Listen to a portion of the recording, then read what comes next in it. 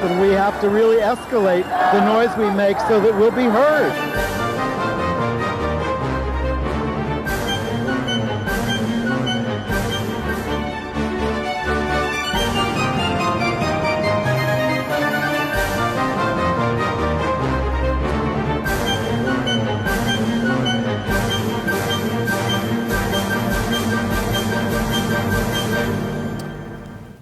Welcome to Gay USA. I'm Andy Humm. I'm Ann Northrop. And we are taping on the Trans Day of Remembrance. Yes, we are. But in the headline news, there were momentous political victories in Virginia and Kentucky, and a record number of out LGBT candidates were elected nationwide.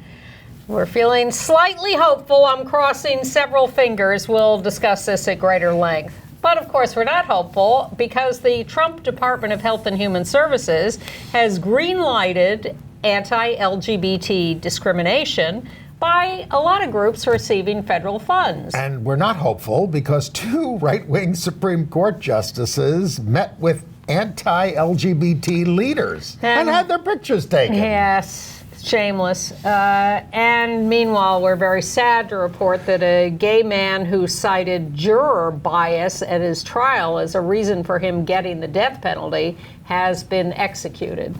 And the flamboyant TV astrologer Walter Mercado, who challenged notions of gender, has died in San Juan. A pro hockey player comes out, but he's retired at a very young age. He's in Norway. And just in time for the holidays, Kmart introduces families headed by same-sex couples into their popular doll line in Australia. Now, it occurs to me, and we'll, I'm sure, elaborate, that you can get several sets of dolls with two men and two women, but if you want, you can just switch them around. It's not like you're forced to have more on that story couples. later. It is. We are taping on the Trans Day of Remembrance. Yes. This is Trans Awareness Month. They opened up a trans memorial in Tribeca in Lower Manhattan. We have a picture of it. Pictured is RuPaul veteran Peppermint there. The sculpture is titled Dandara, named for Dandara dos Santos, a trans Brazilian woman who was beaten to death in 2017. The sculptor is Rubem. Leave that picture up a second, please. The sculptor is Rubem Robierb, who was married to ABC weatherman Sam Champion. It's a fiberglass butterfly wings. It's going to be up till May 2020 in Tribeca Park. Now, the sculpture is the wings, and the idea is that you can go and stand between the wings, as Peppermint is doing there, and, have your own experience of the freedom of the butterfly wings, which is what this is meant to symbolize. But as Andy says, that'll be up there for about 6 months in Tribeca. Right. All right, and in other trans news, the mayor of Philadelphia, Pennsylvania, has signed a gender expression non-discrimination act, specifically targeted at youth organizations, which are mandated to protect transgender clients, and the Gender Expression and Identity and Expression Non-Discrimination Act in New York State went into effect November 1st. Yes, they also were requiring accessible gender-neutral restrooms on every floor of City Hall. And I've seen a lot of these in New York in public buildings now. Yeah, in Philadelphia. Yeah. Okay. All right, should we talk about the elections? Absolutely. Okay, it was a great day in this off year. You saw that in Kentucky. For the most part, not in Mississippi. Well, I will say that in Mississippi, a 10-point loss isn't that great for a Democrat. But anyway, in Kentucky, Democrat Andy Beshear beat the incumbent anti-LGBT Representative Matt Bevin, and a right-wing group down there thought they'd test out their anti-transgender ads to see if they could knock Beshear off, and that did not have any effect. The other big... Democrats lost the Attorney General's race, yes, which Andy Beshear had been. And a lot of other races in Kentucky. That was 58-42, but the new guy is African American, Daniel Cameron. He is opposed to abortion. and he's against gun control. Well, the received wisdom about the Kentucky elections is that everybody hated Matt Bevin, and so his loss, even though Trump went to campaign for him, is not considered a loss hugely for the Republicans, but more personal. Trump said it would be. Yes, I know. And believe me, he's not going to take responsibility for this. The other big headline, of course, is in Virginia, where the Democrats took over the state legislature, both houses. Yes, first time in 24 years. Already have the governorship. Now, and that's so important because now they get to pass all kinds of legislation, including LGBT rights and the Equal Rights Amendment to the Constitution. They'll be the 38th state, although there's a lot of dispute whether that will count. And in Virginia, trans state delegate Danica Rome was reelected with 59% of the vote, and 4 other LGBT candidates we have were a picture of them. And if you want to see what all the LGBT election results are, you can go to victoryfund.org. They did very well.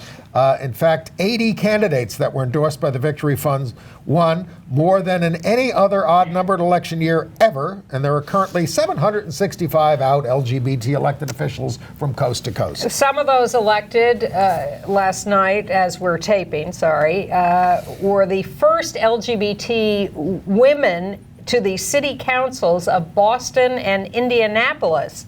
And a trans woman was elected to office in Massachusetts, the first time that's happened. We got a gay mayor in Jamestown, New York, Eddie really? Home of Lucille Ball? Sundquist. First time for that. Big news in Columbus, Indiana, where Mike Pence's hometown. I've been there. It's where they have all those modernist buildings.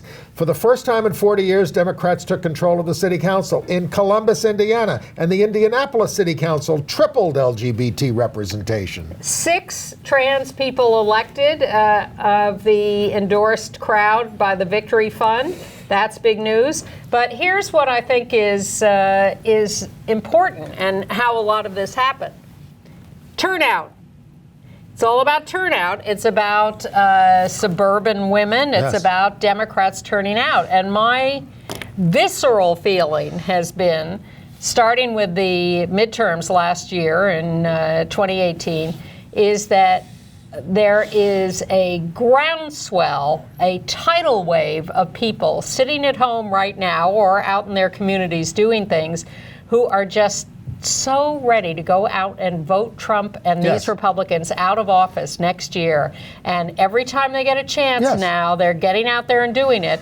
And they're ready to do it next year. That's basically what Steve Goldstein said on the show last week. Who wrote a book and is a political operative. That people are over him and they want it to stop. They want to change the channel. And the problem I think over him is too mild. It's not about being over him. It's The problem with the polling that you will see, all polling is based on who voted in the last election. Right. And if you listen to some of these pollsters, they say, everybody in Michigan hangs up on us. So it's tough. I hang up on pollsters. I don't talk to pollsters anymore. I'll talk to a political pollster. I'm so sick of spam calls that they have just wrung the energy out of me, and I can't even bear to talk to a pollster. I also love what happened in Sioux City, Iowa. The anti-LGBT conservatives there who objected to the Pride March and the fact that nobody on the city council stood up to them, they were all vanquished in their attempt to unseat these people. Mm-hmm. That's great. And we could go on. We can talk positive, negative, take your pick, and you can get it all day long on the news channels, but this is just another little ray of hope. I'm feeling good. I'm feeling good about the Washington Nationals pitcher, Sean Doolittle. Yes. Excuse me if he's not a pitcher. He's a relief pitcher. Okay, thank you. He boycotted the White House ceremony. Only a few people there he is with his doggy. From the Nationals. And why didn't he want to go with Trump? Because his wife was raised by 2 moms. That's one of the major reasons. But also, they together help Syrian refugees, military veterans, support LGBT rights. And the thing about his wife, Erin Dolan, she, when they had the first Pride thing for the Oakland A's, where her moms are fans, there were objections from season ticket holders, Pride night. She said, I'll buy your seats. and I'm going to buy 900 seats for gay groups that they can give out to whoever they want. And her husband matched her dollar for dollar. These people are just terrific. They restore my faith in humanity. Yep. And then she tweeted, anyone who still is upset about what we did on Monday can kick rocks, she said. She's tough. So that's the good news. Now, part two, the not so good news. Well, it's a continuation of everything that we've been dealing with this administration. Any opportunity they have to roll back an Obama initiative, they do. So Obama protected us in HHS grants, Health and Human Services grants and things like that. Across the board in the government, non-discrimination guidelines were put into government programs. So they are unilaterally eliminating these protections for us. And this includes HIV and STI prevention programs, public health, research, professional training, youth programming, anti-trafficking programs, elder services, homeless services. No more protections for us. So They say if you're not covered by federal law, Yes, I was about- you're not covered. Well, that is the rubric that has been used in several southern states, maybe others. How's he going to end AIDS in 10 years if he puts this into effect? He doesn't care about He that keeps saying because if he the- won't be in office in 10 years. With any luck, he won't be in office in 10 months or 10 weeks. At his Nuremberg rallies that he holds around the country, he throws in that we're going to end AIDS. Well, of course, he'll throw in anything. But this thing about if you're not protected in federal law, we don't have to protect you. And this is the whole rationale for the Equality Act. We must, or Supreme Court decisions, although we're certainly not holding our breath for that. But this happens in the states, too, where the right-wing governments say, well, I'm sorry, but state law does not have a protection against anti-LGBT discrimination. So we're not going to let this local city do it. We're not going to... Well, that's something else when they preempt local cities. I'm just saying, whatever level it's at and in whatever form, this is their excuse. Rather than saying, oh, we need to protect people, we need to pass a law if there isn't one there, they say, sorry, there's no specific law, so we're not going to do it, and we're going to cut all these guidelines that the Obama administration issued. The Catholic bishops are very happy about it, however. They praise the decision. They want government, but here's the thing. They want to keep receiving government money and yet be able to discriminate. They're allowed to discriminate in their religion if they want, basically. But if you want to get government money to provide public services, you're supposed to serve everybody. No, but Tony Perkins et al. Are saying this is about freedom of religion, and this isn't about discriminating against anyone. These people can go get adoption services elsewhere. Yeah. No, it's about public money going to organizations that discriminate. And we certainly got a signal from Justices Alito and Kavanaugh this past week. We have a picture of them. They had a meeting, and they had their pictures taken with Brian Brown. He's over there on the far right, as he is, the head of the anti-LGBT National Organization for Marriage, a cause he's exporting internationally. Also on hand was Catholic Cardinal Gerhard Mueller of Germany, who blames the Catholic sex abuse crisis on homosexuality and says blessing gay couples would be an atrocity. So picture again, please. Let's leave these pictures up longer. That is Alito on the far left beside Mueller, and Kavanaugh on the other side of Mueller. And that's Countess Thurn and Taxis or whatever. I didn't get into it. There as the only woman.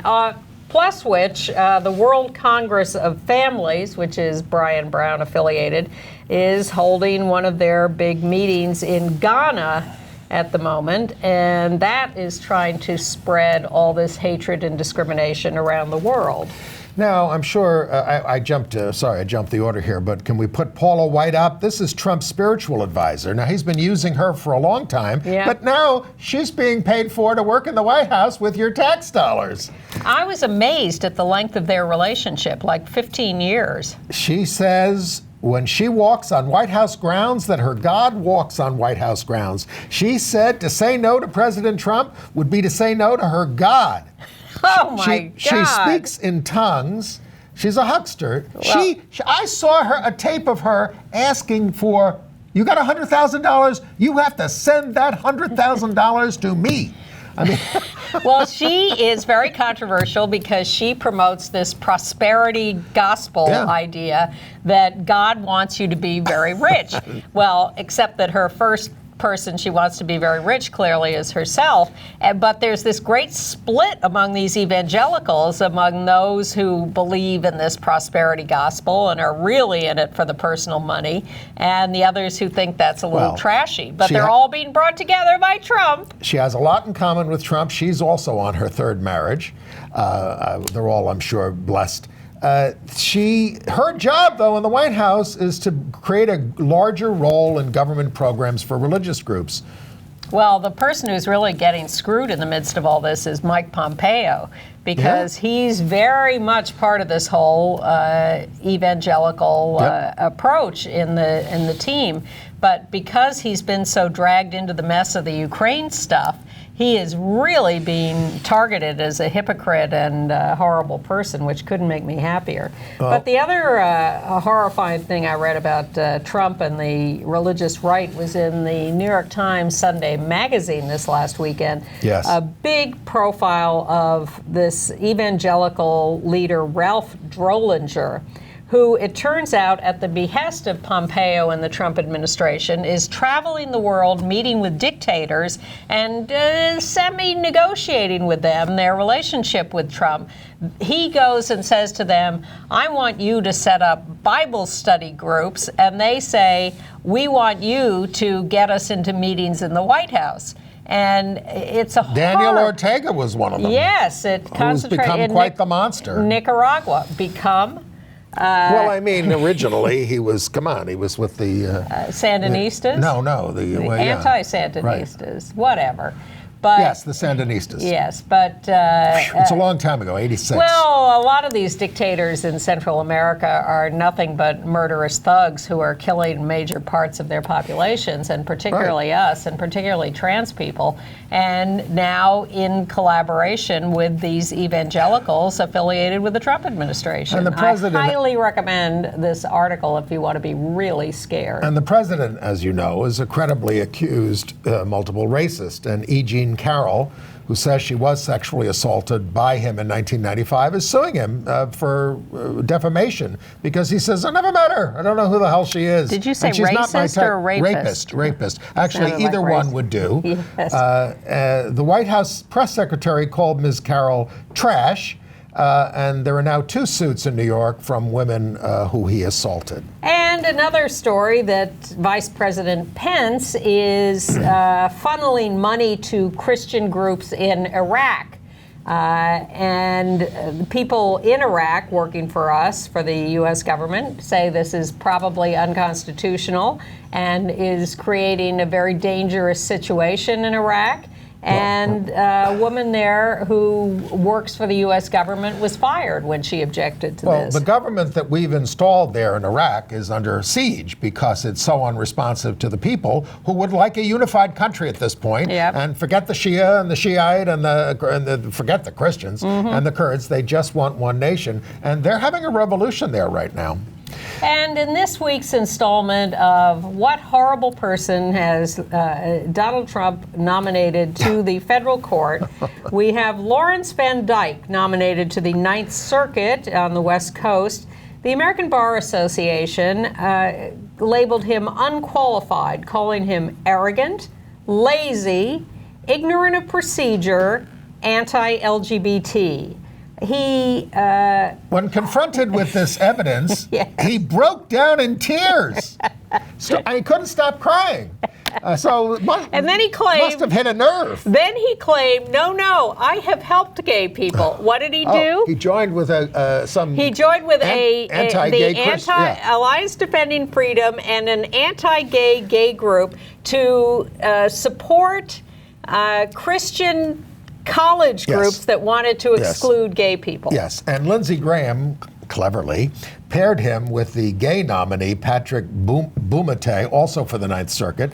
But, you know, this guy, Van Dyke, worked with Alliance Defending Freedom, which is an anti-LGBT hate group. Oh, my God. And, you're still voting for these people, Susan Collins and Mitt Romney?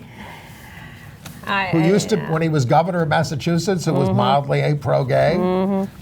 All right. Okay. Well, you know, then the follow-up to the whole, well, we should talk about the presidential race a little bit because, you know, this is the week Why? Well, because this is the week that, you know, Buttigieg sort of got up into the top 4 in Iowa. And yeah, but it's a very low top 4 for him. He's at like 9 or 10%, whereas the rest of them are in the high teens or low 20s. Now, look, we all endured a lot of emails this week about Representative Jim Clyburn of South Carolina, who was asked, you know, are elderly black voters there anti-gay? He said, yeah, you know, but my son works for Buttigieg. So, and then there's a whole controversy over this and just debate about this. Is this really true? Well, the only reason Kamala Harris said, look, the black vote isn't monolithic. Stop acting like it is. She would know.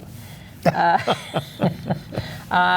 the fact is that much as we're all sick of all of this, and God knows I am, the voting is starting in Iowa in about 3 months, and that's going to pass very quickly. Any more thoughts on Katie Hill? She gave her big speech on the floor. First of all, she voted for the impeachment resolution where they're going to have the inquiry, and the formal one. And but she gave a speech basically, saying there's a double standard here for women.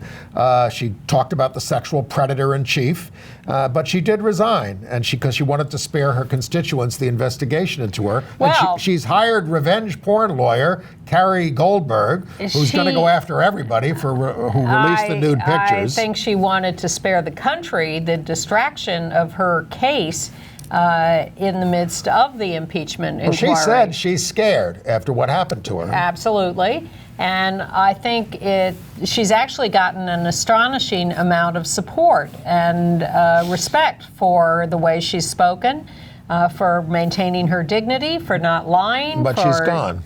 But she is gone, and that's a shame. And I'd like to think she could come back in some form at some time. But I think she did a really honorable thing in stepping away, not because she'd done anything wrong necessarily, although we don't know all the details, but because she looked at the bigger picture. And she said, if I stay, this is just going to be another weapon for the Republicans to use against the Democrats, and I am not going to be part of that. Duncan Hunter didn't resign. But that's the point. The Republicans do that, and they're, with any luck, they'll pay the price eventually. And Ralph Northam didn't resign as governor of Virginia when the pictures of him in blackface came out. Now there is not to mention the lieutenant governor. Yes, there is a similar story going on in Minnesota, where the out-gay state senator Scott Dibble was threatened with revenge porn by a guy he was briefly involved with. The guy wanted to continue the relationship, which had happened mostly online, and when Dibble refused, Dibble is married, by the way, the guy who is abroad started sending pictures. But Scott Dibble is standing up to this, came clean about it, didn't let the guy blackmail him behind the scenes, and so far, so good for him. Okay, can we do some state news? We got a decision from the Kentucky Supreme Court this week about the Pride T-shirts. They didn't want to do them because they said they're Christians. The court said, well, you were sued by a group, and you have to be sued by an individual. I think that's kind of ridiculous, but that's the way they handled the case. They said the group that sued didn't have standing to sue. So, a lower court had said, no, the Christians have a First Amendment right not to make Pride T-shirts. Before we go further, I want to actually deal with the case of Charles Rhines in South Dakota. This is a guy we've told you about several times before.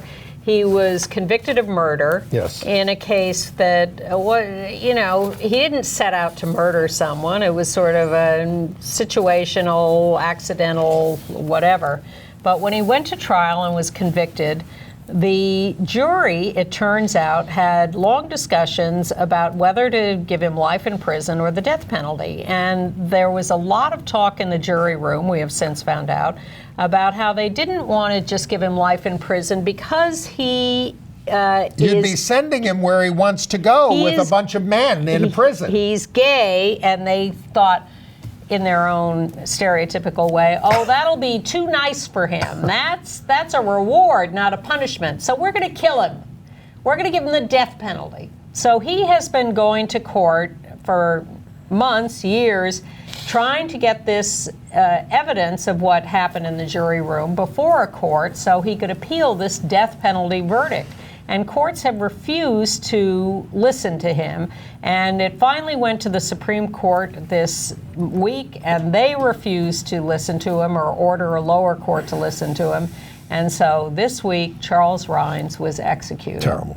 Horrible.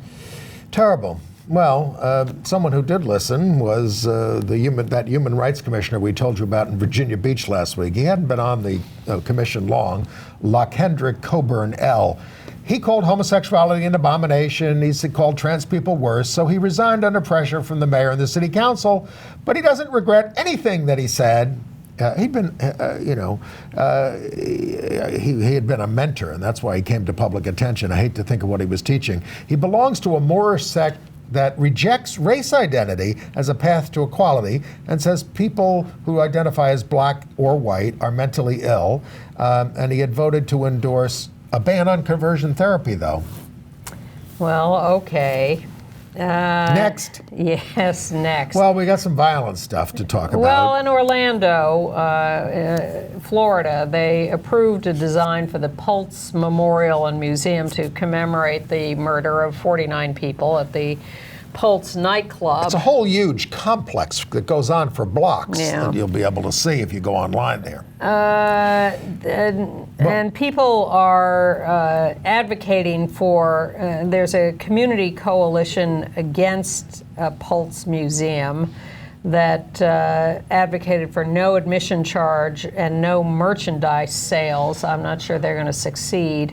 The memorial includes a sort of memorial pool, 49 trees to commemorate those killed, and is meant to have an educational component about hate violence. Right. All right. So, speaking of hate violence, in Washington, D.C., 3 gay men were attacked in front of a Logan Circle gay bar. The suspects slammed one victim's head into a glass window, causing serious injury. 2 of the men are leaders of the D.C. cheerleaders group. And then in Boston, 3 men were attacked by an anti-gay group when leaving Jacques Cabaret this weekend.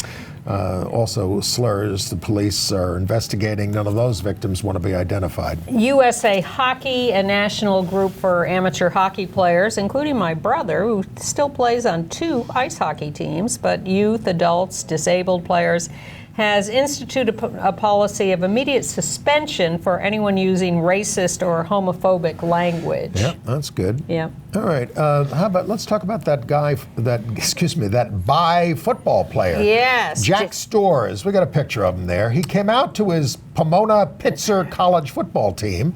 And there he is. He was nervous about it, but it went well. And they, show the other picture, they started wearing rainbow stickers on their helmets for National Coming Out Day in October. And they're going to wear the stickers for the rest of the season. That's actually not the picture with the stickers. No, the stickers on the back, but that's got rainbows on the side there. Okay. And by the way, Jack leads the team in tackles. And we want to mourn the death of Walter Mercado. Yes. He was quite the guy. There he is. Leave his picture up there. Yes. He was an astrologer and fortune teller on TV. He died in legendary. But he challenged gender norms. He was in his late 80s. He said, people want to know, is Walter straight, homosexual, metrosexual, bisexual? I don't care. Here I am. I am who I am. That's it. He was incredibly popular for decades. He died in his late 80s, indeterminate age. 120 million people watch this show every week. I'm sorry I missed it. Not that I believe in astrology. He also wrote for People Espanol. He was much beloved. Yeah, so Adios. Including by our director, Rich, who brought him to our attention. Thank you, since Rich. we're so ignorant. We are. We have narrow focuses. All right. International news? Yes, lots of it. All right. I'm just going to start at the top. In the Cook Islands, they are passing a new crimes bill. This is in the South Pacific. And they had taken out any punishment for same-sex sexual relations, sodomy, as we often hear it referred to.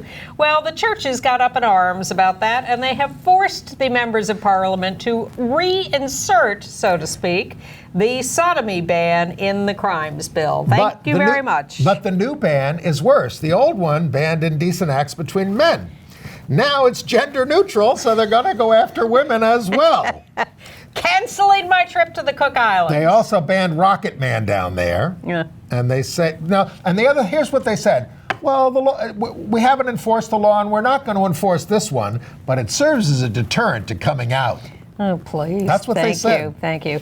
And better news in the Caribbean, the Eastern Caribbean Alliance for Diversity and Equality has gotten together to challenge sodomy laws in Barbados, St. Kitts and Nevis, Antigua and Barbuda, Grenada, and St. Lucia. They have built this organization carefully over years. 4 years in the making.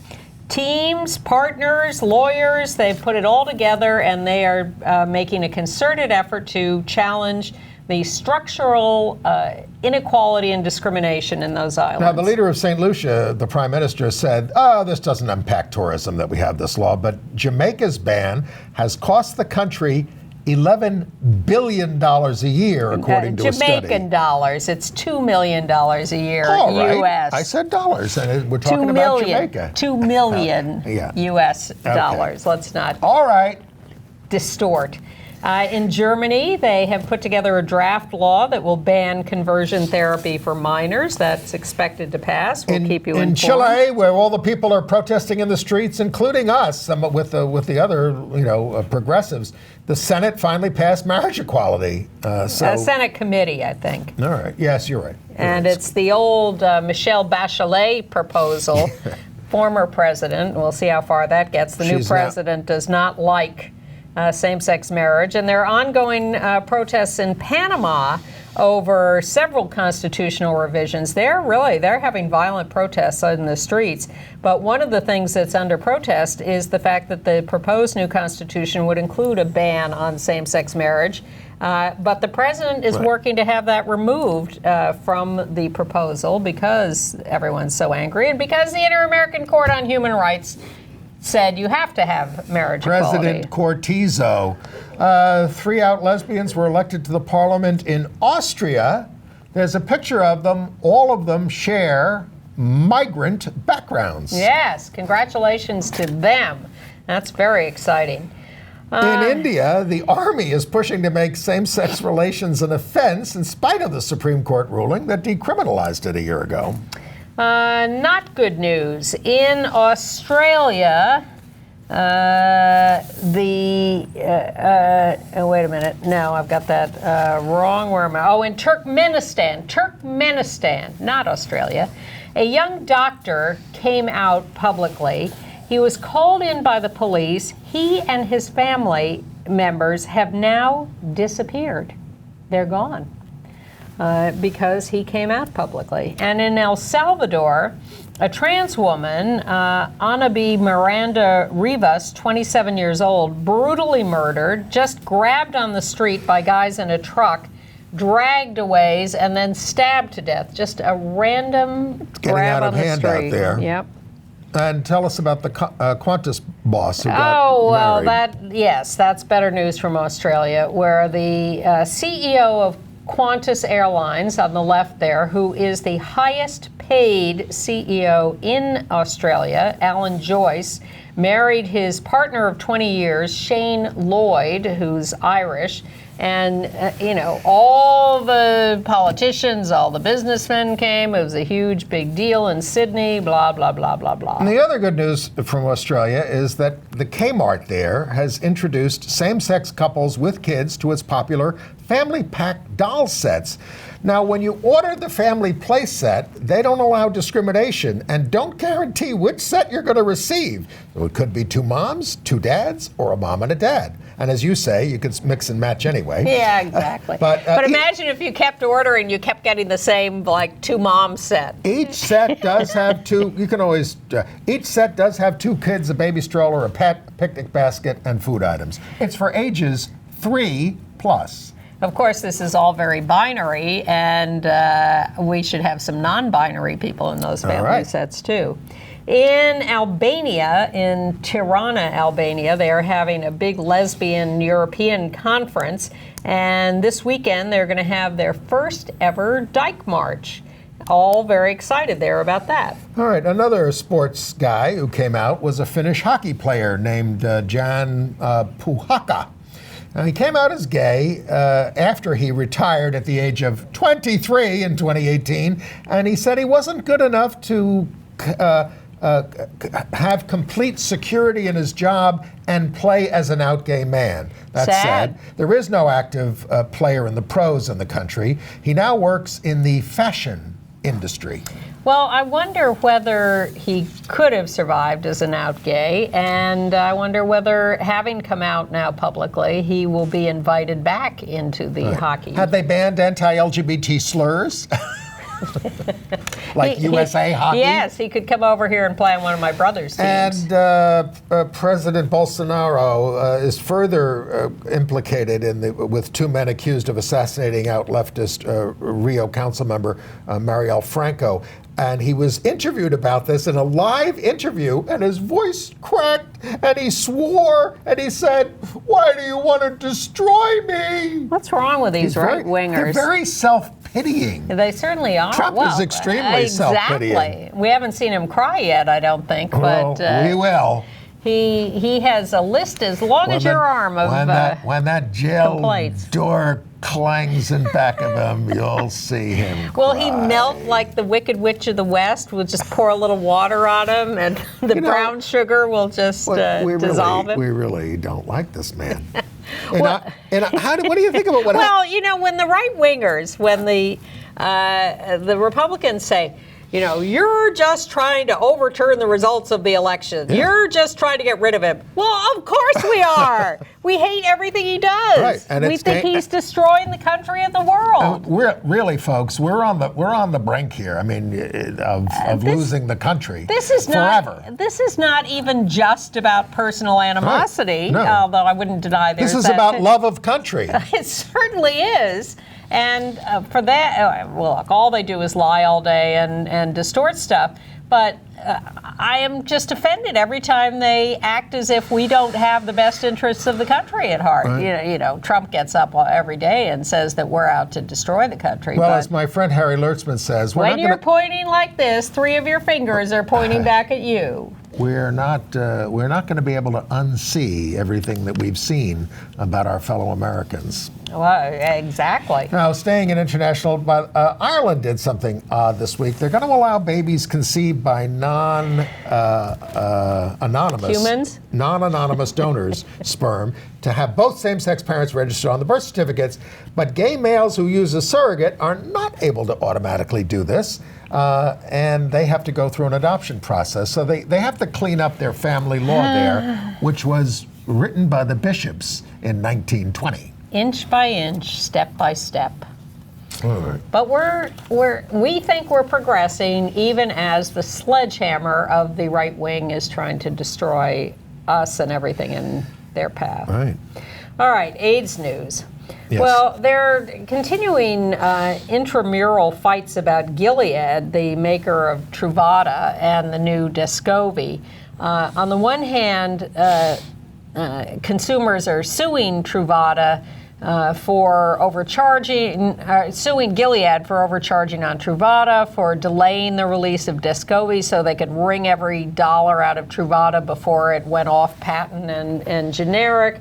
But then the AIDS Healthcare Foundation in California is suing Gilead and for concealing side effects of Truvada and doing Facebook ads that promote it too much. But the activists here are mad at the AIDS Healthcare Foundation for doing that because they say they're exaggerating the side effects.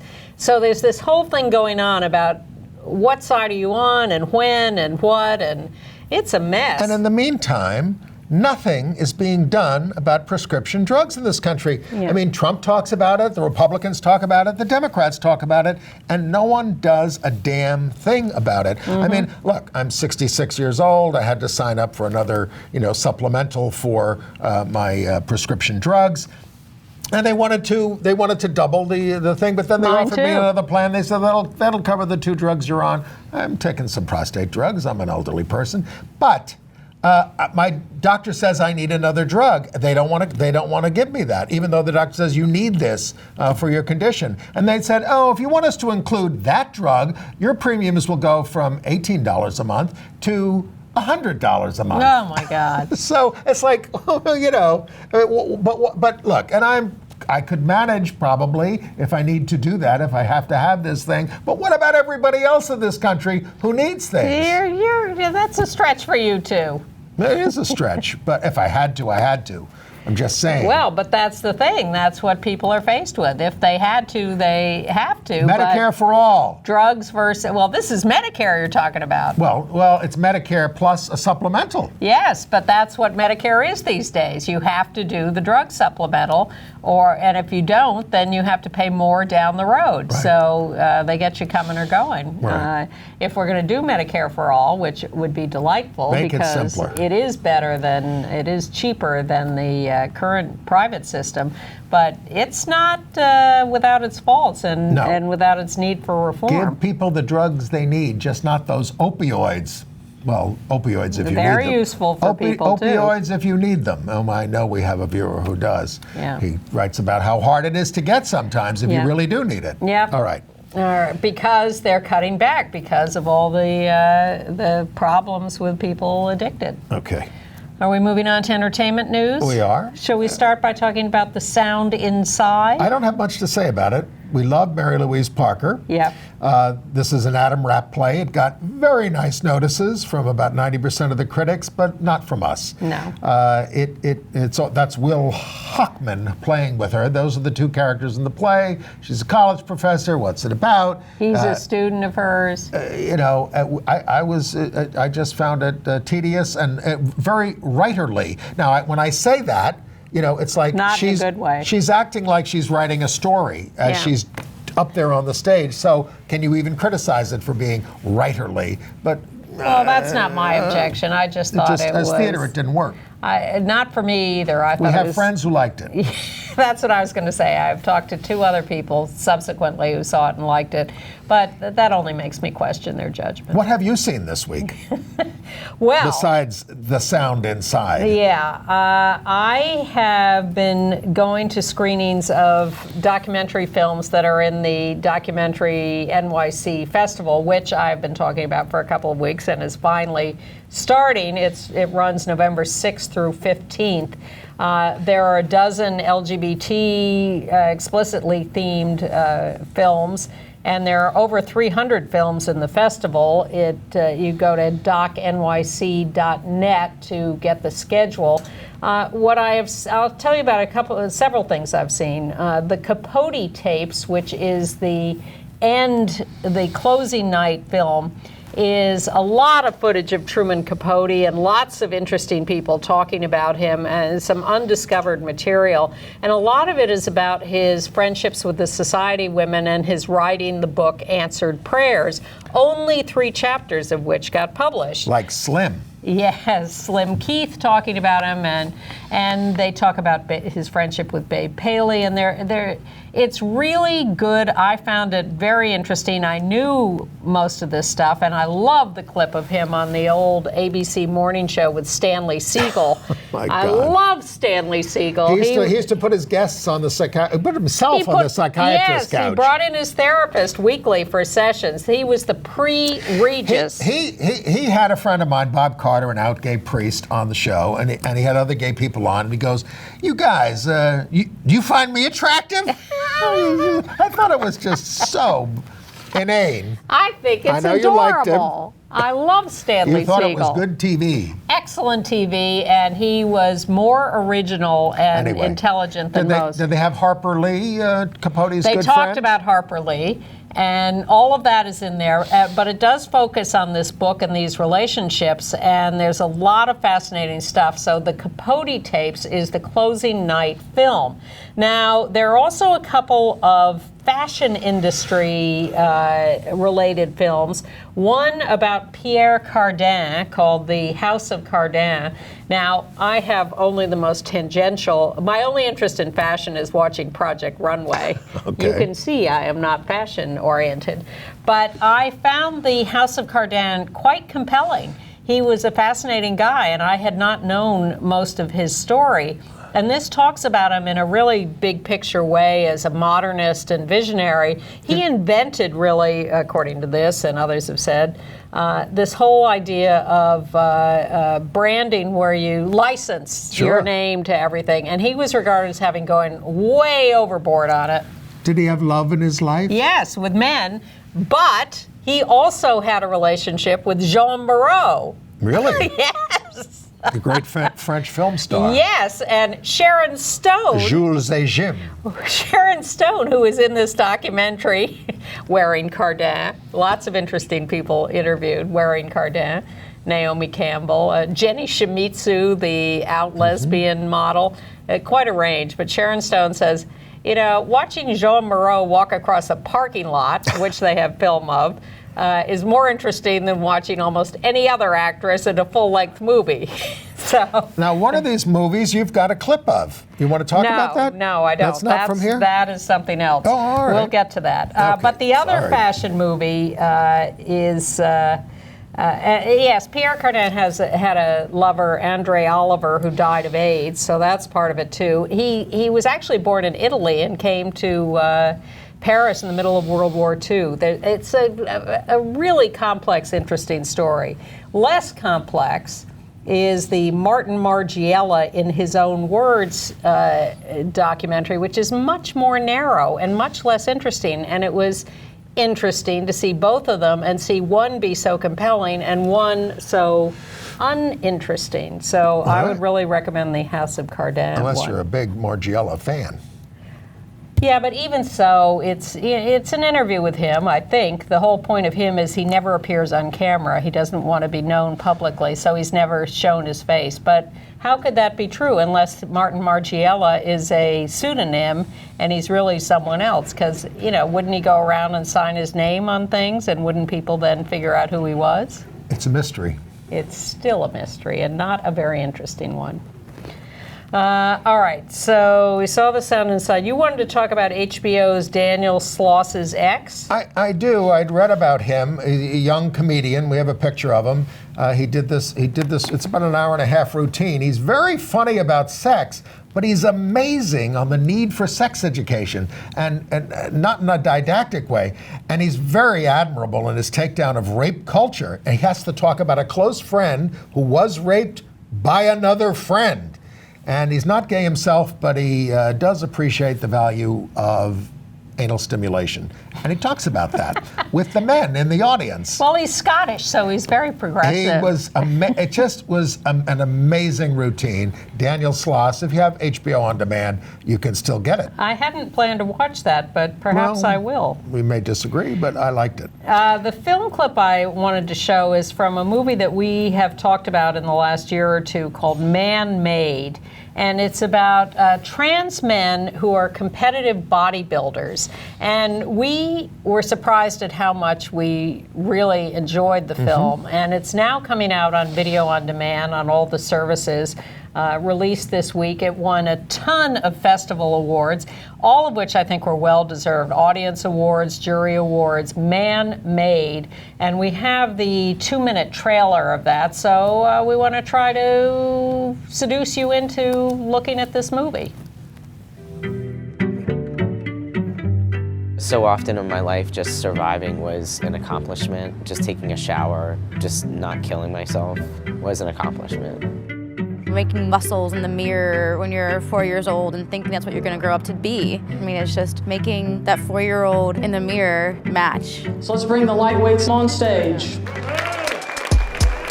I wasn't really sure if I was going to do it until I actually walked into the doors. You feel trapped for a long time.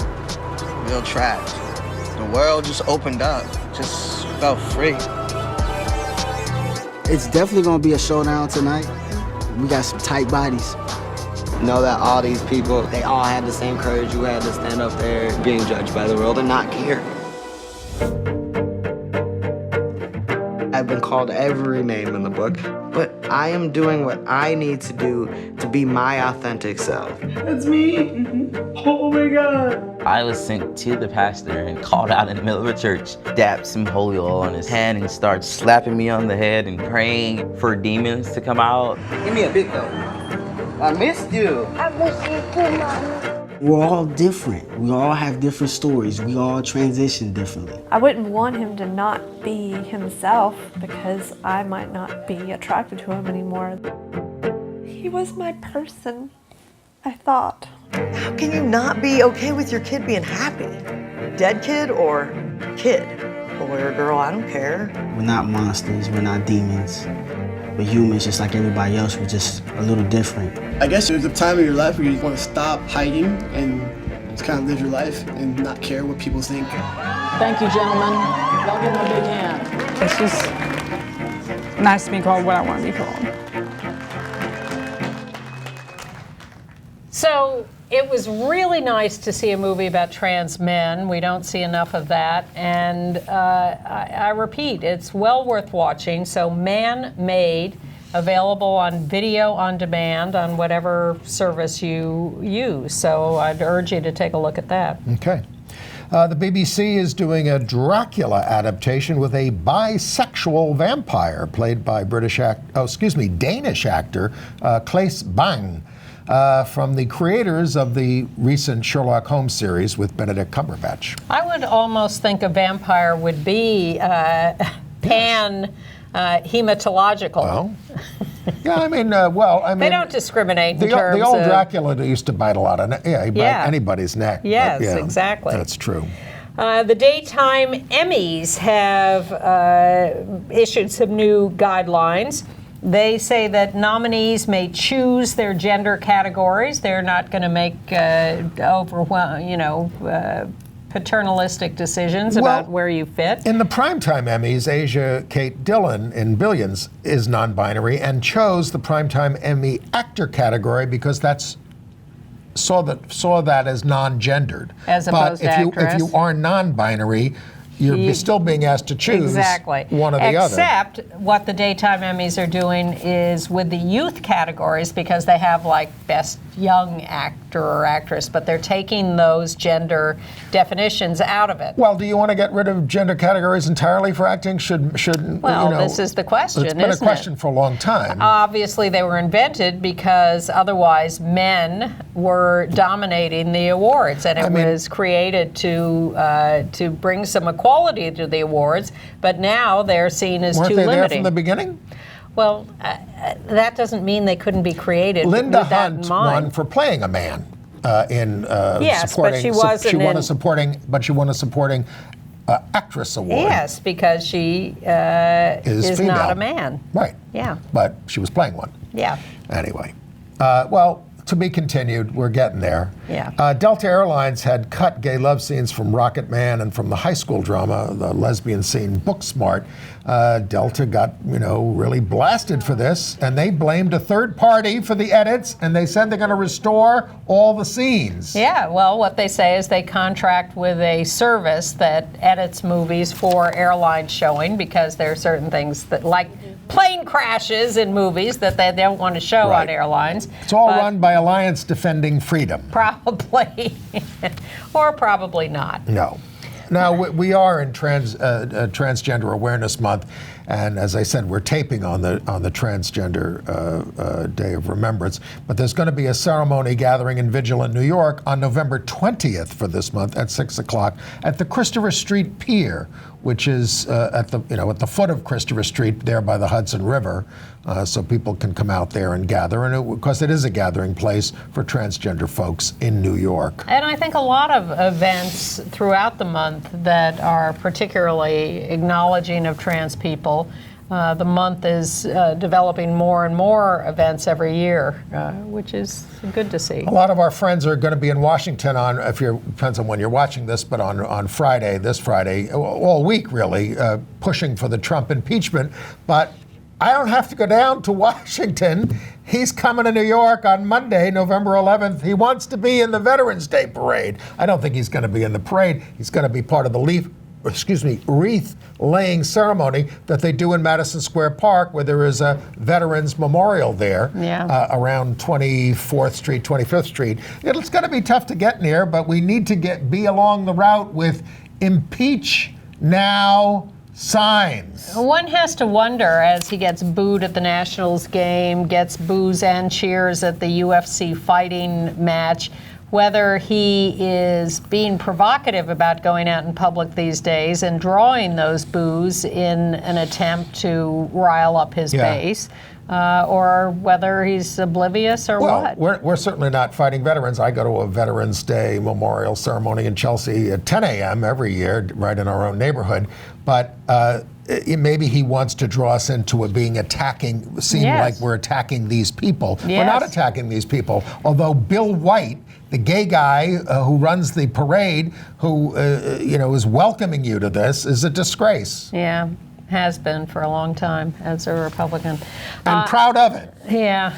I want to mention a couple of special shows coming up in December, just to get you pointed towards that.